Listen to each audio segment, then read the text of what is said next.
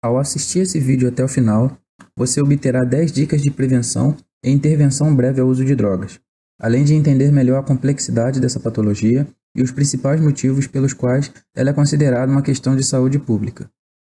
Mas afinal, por que as pessoas usam drogas? Você saberia exatamente como explicar ao seu adolescente que as drogas são ruins, se na verdade elas geram uma intensa sensação de prazer? Por acaso saberia como agir quando esse problema ocorrer durante o serviço ou expediente? Na prática, essa questão está relacionada com diversos problemas, como por exemplo, acidentes de trânsito, violência doméstica, furtos no próprio lar, tráfico de drogas, doenças sexualmente transmissíveis, homicídios, suicídios, entre outros. Então, será que realmente vale a pena usar drogas pelo prazer momentâneo? Este vídeo foi desenvolvido para que possamos refletir sobre o que há anos tem acometido emocionalmente a principal base social do mundo, a família, especialmente a família militar.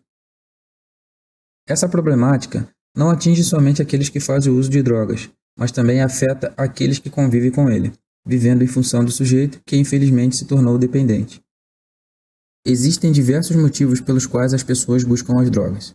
Dentre eles, destacam-se a falta de estrutura familiar, um relacionamento disfuncional, curiosidade ou influências, e a falta de esclarecimento sobre o assunto. Dentro disso, venho trazer 7 coisas importantes sobre o transtorno por uso de substâncias. Primeiro, classe social. Isso não ocorre apenas com algum tipo de grupo ou pessoas, como por exemplo posto ou graduação, soldado, cabo, sargento, oficial. Segundo, ela é uma doença crônica, ou seja, não tem cura. Terceiro, é negativamente progressiva, pois traz prejuízos psicológicos, físicos e sociais cada vez maiores. Quarto, ela causa fissura, que significa um desejo incontrolável de usar a substância, custe o preço que custar, inclusive o sacrifício da própria vida ou a vida de outra pessoa. Quinto, síndrome de abstinência, quando a pessoa tenta parar de usar droga. Em função da ausência da substância no seu organismo, ele tem sensações de mal-estar, como ansiedade, irritabilidade, dificuldade de concentração, inquietação, dentre outros. Sexto, tolerância. Significa que há um aumento de ingestão da droga pela busca constante da intensa sensação de prazer inicial, que pode levar a pessoa à overdose, quando a pessoa chega ao excesso de drogas em seu organismo, levando à falência de seus órgãos vitais. Considerando os critérios de dependência química, pelo Manual Diagnóstico e Estatístico de Transtornos Mentais, o DSM-5, o sujeito pode ser classificado dentro da dependência, sendo leve, moderada ou grave. Vale lembrar que, segundo a Organização Mundial de Saúde, toda substância que altera o funcionamento natural do organismo é considerada uma droga, destacando-se as psicoativas, que agem especialmente em nosso sistema nervoso central, alterando a nossa psique através da via dopaminérgica, gerando a intensa sensação de prazer, porém de forma não natural.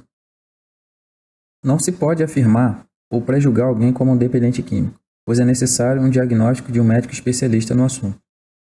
Mas por que algumas pessoas se tornam dependentes e outras não?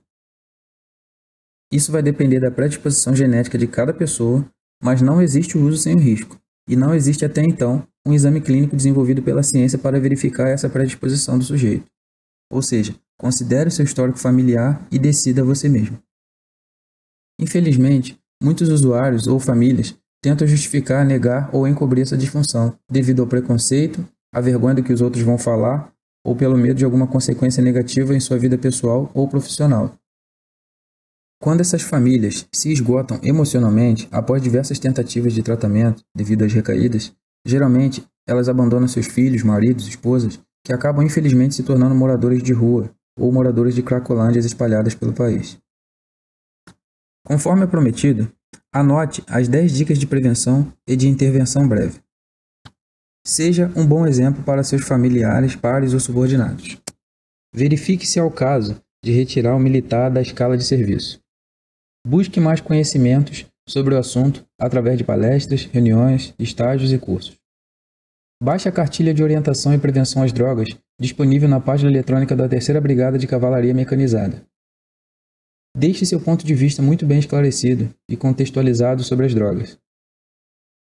Lembre-se que o diálogo é uma via de mão dupla. Escute seus filhos e o que eles pensam sobre as drogas. Evite locais inadequados e vulneráveis às drogas. Liste e aponte a comparação entre as vantagens e desvantagens do uso de drogas. Quebre esse tabu e converse sobre o assunto em casa, antes que alguém o faça por você na rua.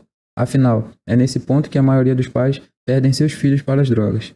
E oriente preventivamente e, se for o caso, encaminhe ao serviço de saúde o seu familiar ou seu subordinado. Por último, eu deixo uma mensagem final. Muitos podem achar que essas são medidas preventivas óbvias, mas nesse caso, o óbvio precisa ser dito, e dito muitas vezes. Compartilhe esse vídeo com o máximo de pessoas que você ama.